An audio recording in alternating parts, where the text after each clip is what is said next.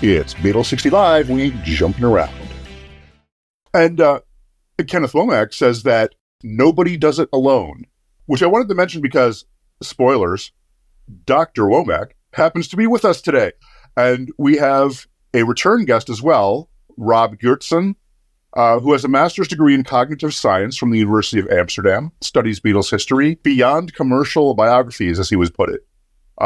So really quickly, Larry, what are the topics for today? Well, today we have a couple of guests who are going to take over, sort of, at least the first half of the show. They're going to give us a preview of Ken Womack's upcoming book on Mal Evans, and it's the untold story of Mal Evans, the Beatles' road manager and assistant. It'll be a little bit about the challenges and risks that Mal faced in his career and in his life, and the impact that Mal's support made on the Beatles' legacy and history. That sounds good. And so without further ado, and kind of moderating this for us, welcome Dr. Kenneth Womack, professor of English and popular music at Monmouth University, author and editor of several books about the Beatles, some of which I've cited in my own research. And I'm really excited about his upcoming Mal Evans project because, I, along with many other people, loved seeing Mal in the Get Back documentary. So without further ado, let's listen to part one of our interview about the man who was there to support the Beatles from his hiring in 1963 all the way through to the dissolution of the group in 1970 and into their solo years in the 70s. The discussion is then turned over to Rob and Ken. They begin with the observation/insight that in human artistic achievement, nobody does it alone. Rob talks with Ken about the unique excitement around this unveiling of Mal Evans's biography and archives. Womack argues that nobody does it alone in the history of art, as no one is working alone in a perfect vacuum. Thanks so much for being here. Let's turn it over to Kenneth Womack.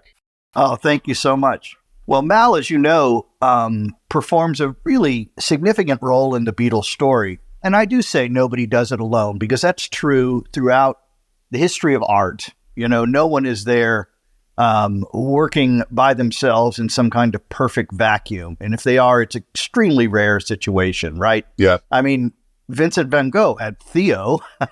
We all have someone who helps us enact our creations. And the Beatles were certainly no exception. That very important and illustrious dream team that ran the Beatles show, the Beatles themselves, of course, but also Brian Epstein and George Martin, that core group really made the difference. But of course, even they needed help. And that's where Mal comes in. Mal is this essential cog, and the Get Back film in those days at Twickenham and the Apple Studios really did demonstrate, remind us, a lot of folks, about the role that Mal performed. And it was one that changed by the minute.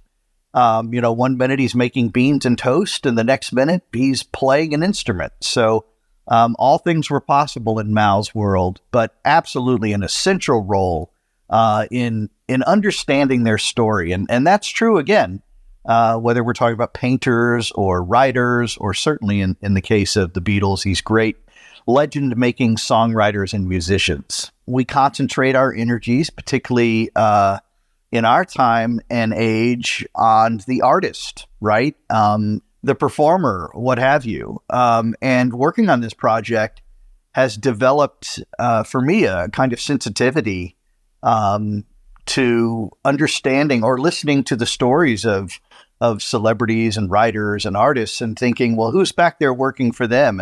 And often you have to do a little digging to find out. As you know, I do a podcast of my own, and I was recently talking to the bass player for the band Travis, and we got in a great, what to me was a great conversation about who their Mal was, right? And understanding that person's role that they've been performing really for like 20, 30 years. And without him, they couldn't function. He was the glue, or is the glue. Travis is a working band. So yeah, it's a unique way to look at the story of an artist. Absolutely. We'll be right back. Suddenly, the world I used to know, I see it differently. You woke me from a dream, now here's reality. Baby, baby, you are really hurting me. 'Cause every time you tell me I look good and that I'm doing fine, but nothing ever changes. And now I see, baby, you are hurting me. Stuck in repeat. Stop lying. I know you play your part, but baby, it's breaking my heart. Is it over? How could I know? If you don't need me, just let me know when I go. Truthfully. This is the Beatles 60 podcast. We ain't jumping around. You get it? I'm Adrian, the co-host. Yes, I'm artificial, so what? We could attempt to compile a comprehensive list of the peripheral members of Brian Epstein's and George Martin's extended team members, including publicists, engineers, et al. But we're focusing in on Mal. He and Neil Aspinall played essential roles in the group's innermost circle. Ken emphasizes that Mal and Neil worked for the Beatles and Company, not NEMS or Apple. Mal worked overtime hours that often weren't required. He contributed above and beyond his job description. His loyalty seemed to know no bounds. He would sacrifice his role as husband and dad, leaving his family behind in London for months on end to continue serving the four in various capacities, even during the individual Beatles' solo years. If you don't need me, just let me know. Well, prior to having access to Mal's diaries and his manuscripts and the thousands of photographs that he amassed and just plenty of sheer old documentation, letters, etc.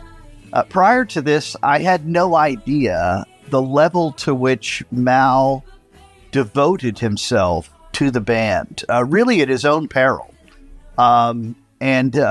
Ultimately to his peril, right? In one sense or another, Mal went much further, even than Neil Aspinall, who, of course, magnificently performed for the Beatles for, my God, right? 50 years, whatever the number happened to be. Absolutely incredible. Mal went way above and beyond the call. He just simply could not contain his devotion and loyalty and admiration for them. It's staggering the level to which, particularly in the late 60s, and certainly in the early 70s during the solo years, he would disappear. He would leave London with them for months on end to continue serving in whatever capacity he was, to bring off a solo album, or certainly during the Apple years on behalf of Apple artists. It was quite staggering what he would do. I think beyond what any of us would contemplate doing for, certainly for our jobs.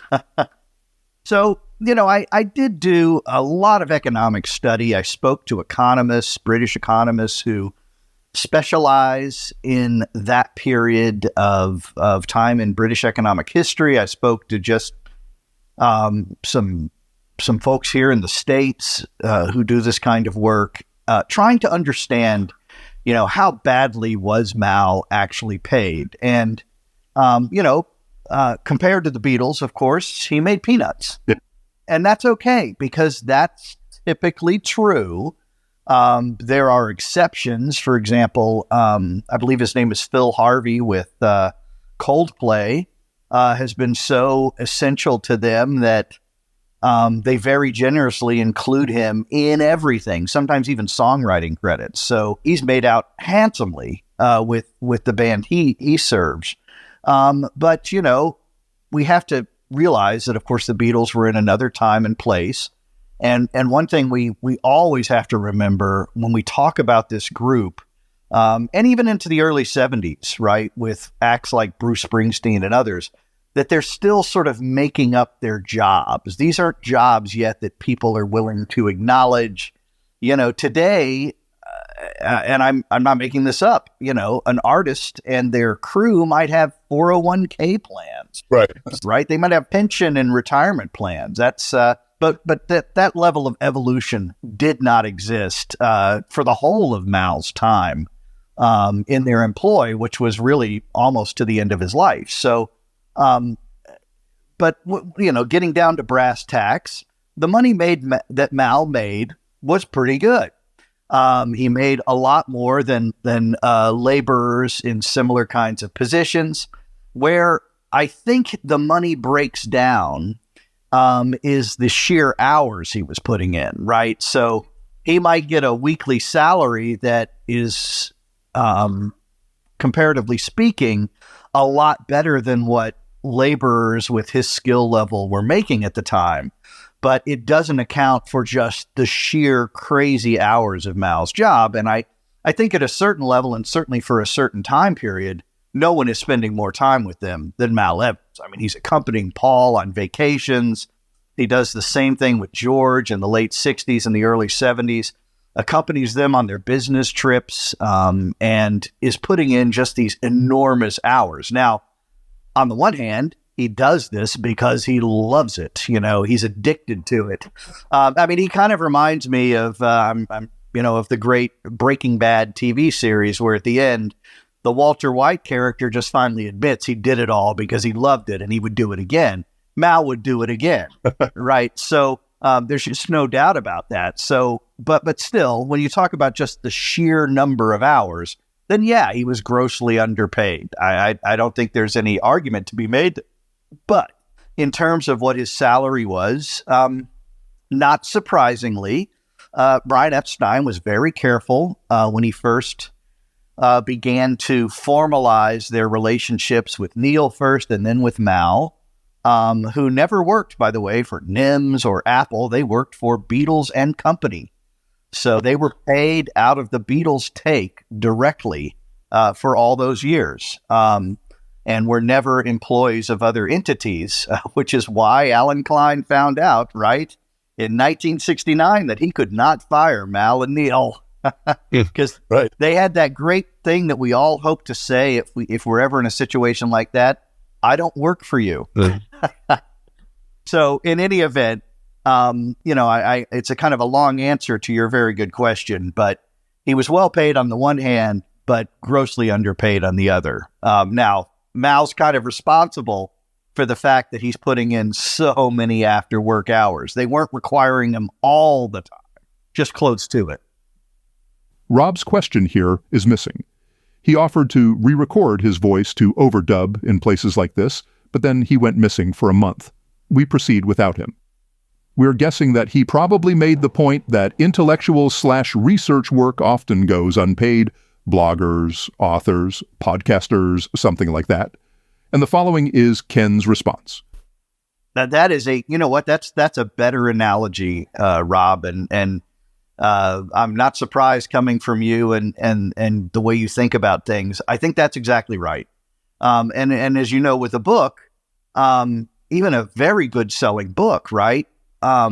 You're still in a situation where your pay per hour is probably pennies, simply because you're thinking about it sometimes for 3, 4, 5 years, depending on, maybe longer, depending on the process and the timeline. So, I mean, at a certain level, anything that we're doing and we're doing earnestly, it's because we love it. Here again, Rob's question is missing.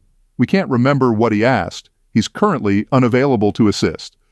Probably had to do with Mal's mental state and his awareness that his life was on a kind of collision course with itself. More generally, the question may have had to do with the biographer's ability to get into the mind of her or his subjects, like posthumous phenomenology, or something like that. Ken Womack had written a book about John Lennon's last days in 1980, and now he's writing about Mal from his diaries, manuscript, and the various other artifacts in his archive. So, in getting into the minds of John, or Mal, what's the level of confidence in the insights the historian gains from painstaking research? Well, it's much harder to do. So with John Lennon, I really wanted to put a camera on his shoulder and allow us to see what he saw as he made this incredible, and I know it's not entirely the correct term, but comeback, the way he reemerges and decides to take the risk to return to public life in such a dramatic way with making new music. And of course, the thrill of bringing that music off in those last months and weeks. I really wanted to capture that. So it was a pretty contained lens. With Mal, there is no containing Mal. You know, he is large. He contains multitudes. I mean, he is a bigger than life figure, you know, constantly in motion. Our hosts mentioned a moment ago, you know, that the Beatles were on Roundup 60 years ago.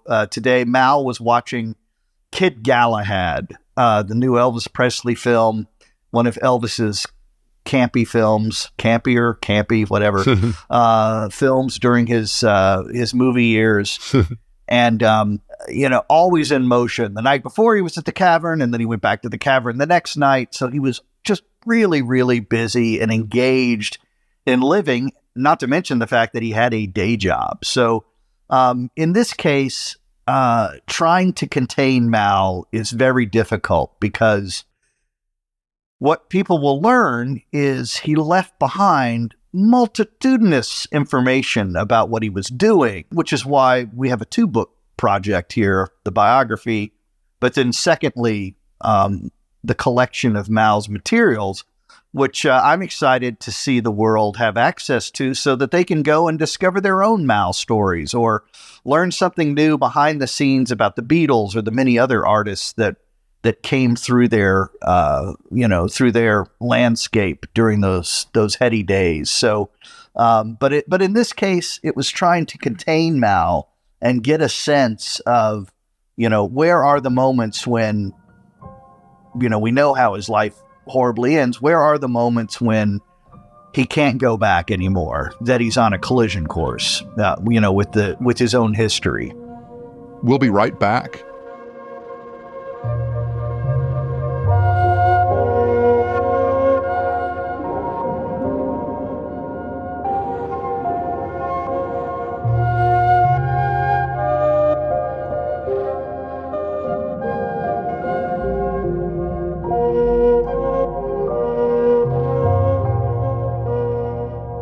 This is the Beatles 60 podcast. You know what we ain't doing. I'm Adrian. You know my name. Look up the number. So this is the story of a key player inside of Team Beatles, a gentle giant of a man who was constantly in motion and engaged in living. His biography and archive provide a glimpse into his life and traces the moments when he would tragically collide with his own history. Although Mal's life was full of laughter, readers of this biography will feel sadly frustrated at the tragic inevitability of his fate. Ken explains that at a certain point, Mal's life is like the Titanic. In those moments between seeing the iceberg and realizing that nothing can prevent the disaster that awaits. So I tested it on one of my favorite beta readers, and that is my father, who, you know, like a lot of folks who know the Beatles, knew that he liked Mal a lot, but I think most of us had no idea about how he was really living, which is what this biography will share with you. And yeah, there are plenty of moments of great hilarity, often at Mal's own expense. He had no problem exposing himself, and I don't mean that in a lewd way, but exposing his own frailties and exposing his own faux pas and, you know, knuckleheadedness at times.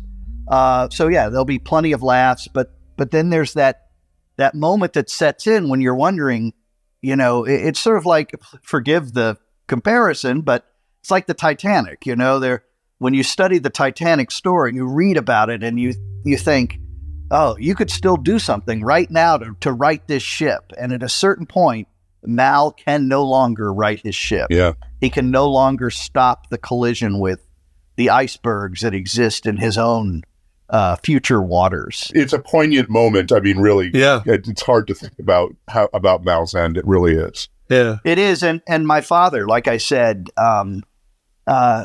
told me that he was talking out loud to the manuscript saying, come on, don't do this, Mal. You're starting to constrain yourself into spaces that you won't be able to escape. And it's exactly what happens with him. I remember as a kid, I used to feel that about Elvis. Like, come on, Elvis, you can do it. Go on a diet or something. Oh, absolutely. And that's such a good comparison because, of course, Mal loved Elvis and adored him. And, there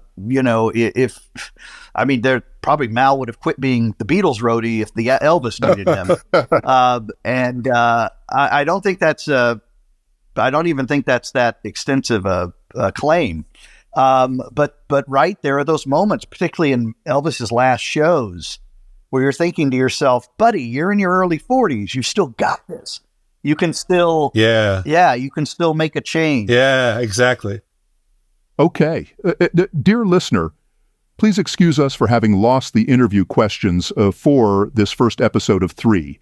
The question that leads into the following telling of Mal and Lily going to the theater in 1962 probably was vaguely following up on the topic of Elvis and the film Kid Galahad.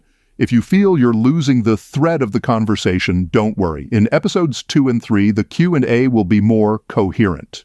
You decided to get married? We decided, Willie. It's a 2-party arrangement, You've been sniffing too many gasoline fumes, Galahad. My sister's not marrying any meatball. Is that plain enough? Don't call me a meatball, Willie. I don't like it. I got plans for what I intend to do, and it's not stopping punches with my head. So you wind up a grease monkey in some broken-down garage? That's for my sister? I'm supposed to roll out the champagne? Roll out the champagne and stale beer. I don't care what you roll out. That's left up to you. The rest depends on Rose. All you had were your empty pockets and a shine on the seat of your pants. Don't push me, Willie. I'm a grease monkey that won't slide so easily. How long do you think it's taking me to find out the score up here, huh? This is a business, Willie. Feeding yourself from the blood and sweat of these meatballs, as you call them, is that the smart way, Willie? With 2 hoodlums riding you so close you can't even scratch without a written permission. Running back and forth to a bookie joint every day like a scared kid. Shut up. School. That's not for me, Willie. If I spill anybody's blood after Labor Day, it'll be my own. One reason I'm not frightened by work. Shut up. You can't yell loud enough to make me shut up. So in this case, they got a babysitter. And Mal went with his wife, Lily, who didn't get to go out much because Gary at this point is a year and a half old or slightly less than that. And their cousin, Shirley, who went along too, who's still with us, thank goodness, and is a wonderful woman, great storyteller. And they went along to see Kid Galahad. In fact, Shirley, or Shan as she's known in the family, often would live with them up on Hillside Road in Liverpool. She was getting to that age, and Mal was her favorite uncle and related certainly on Lily's side to the family. So, they didn't go alone. They would have gone to one of those great cinemas that still existed in the time in Liverpool, with balconies. Mal probably might have even worn a tie. Quite frankly, those were different times, but they were going to the theater, and there was still a level of formality, not for long, of course, but still a little level of formality taking place. Just like all the members of Team Beatles, Mal was, most of all, a risk taker. Getting back to the questions of the Beatles having been the beneficiaries of sociocultural conditions, we definitely do, of course, have to measure in every factor of the perfect storm that formed the enormous wave that propelled them to the global toppermost. Their manager, their producer, their publisher, their luck, the timing, having been born just before the baby boom demographic. I'll repeat, just before the baby boomers, that would naturally give rise to a new transatlantic youth culture. They had luck, but even more than that, they made their luck possible, luckily in all the right ways. We can't ignore the mania that stemmed from the guys themselves, right? Not least of which was their hard work, their talents, stubbornness, photogenic charm, sense of style, but also all the music they wanted to emulate, their humor, their scousiness, their hair, and of course the trousers. A factor often overlooked was the Beatles' willingness to take enormous risks. In this sense, Mal fit right in. Was his risk-taking more reckless than that of his famous employers? It would appear the answer in hindsight has to be yes. It's a mindset that can take you to the toppermost or can do you in. His role in the group was like his drug of choice.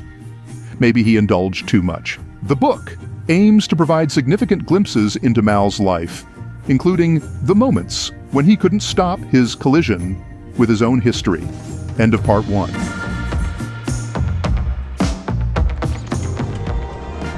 This is Beatles 60. This was only part of a longer audio podcast. You can find one or two other parts of this episode on our YouTube channel. We post audio to YouTube only in short segments to make them easy to share.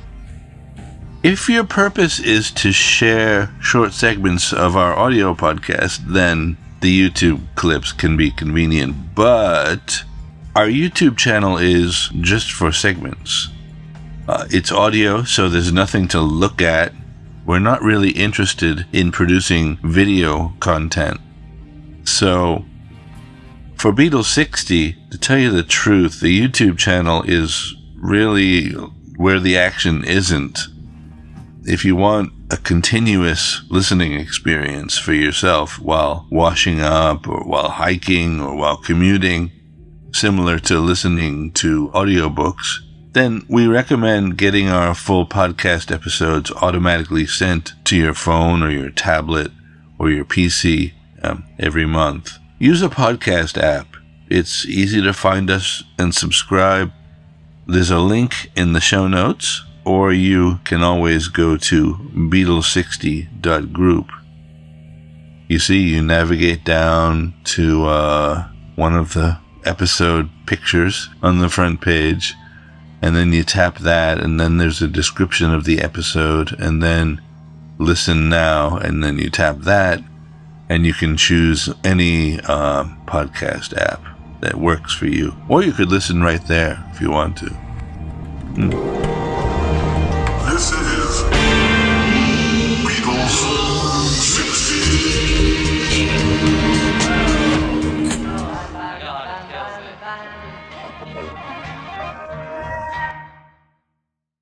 The interval between this podcast and our next podcast will, 60 years ago, have been the exact same interval. Get the idea? The Beatles will have experienced the exact same number of days, same season. All of you who've been following this real-time chronicle with us already get the pace. You already understand, right? Same speed. Technically, we'd call this a longitudinal phenomenological historiographic study. Larry, Eh? what's with all the academic jargon? Well, this is a serious series. The Earth turns at one speed and in one way, am I right? At least in lived experience, last I looked. Now remember, the future is unwritten. Ultimately, we're talking about human experience. We can't walk in the Beatles' boots if we're jumping around all different billions and billions of years. As nothing could make any sense. So come on, we gotta repeat that slogan. This is a chronicle. Beatles 60, we ain't jumping around.